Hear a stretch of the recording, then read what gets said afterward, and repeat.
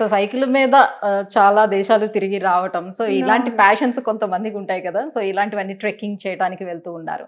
So ఇవన్నీ కూడా ఎంతవరకు అంటే వాళ్ళు అనుకుంటూ ఉంటారు, సో మేము చాలా ఎనర్జెటిక్గా ఉన్నట్టు, ఎందుకంటే ఇంత కష్టపడుతున్నాం, ఇంత యాక్టివిటీ చేస్తున్నాం కాబట్టి అని. ఇది కరెక్ట్ ప్రొసీజర్ అయినా కాదా?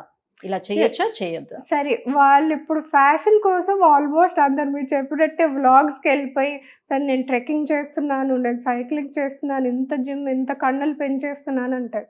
బట్ వాళ్ళు ప్రొఫెషనల్స్ అయితే ఓకే, ఒక లిమిట్ వరకు ఓకే అండి. సైక్లింగ్ సరే రోజుకు 1/2 అవర్ వెళ్తున్నారు పర్వాలేదు, లేకపోతే వారంలో ఒక వీకెండ్కి మ్యారథాన్ లాగో, లేకపోతే సైకిల్ రైడ్స్ ర్యాలీ అలా ఉంటాయి కదండి, దానికి వెళ్తున్నారు, 10K సైకిల్ రైడ్ చేసి వస్తున్నారు, అదంతా వరకు ఓకే.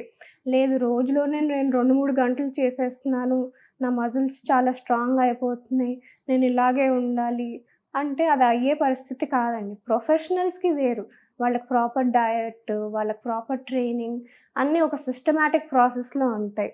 ఇప్పుడు సడన్గా ఈరోజు వెళ్ళి 10 కిలోమీటర్లు పరిగెత్తేసి వచ్చేసాను అంటే అది ఇంకా మీకు ఉన్న డ్యామేజ్కి కాస్ట్ చేస్తుంది, కానీ మిమ్మల్ని హెల్దీగా ఉండటానికి అయితే హెల్ప్ చేయదు.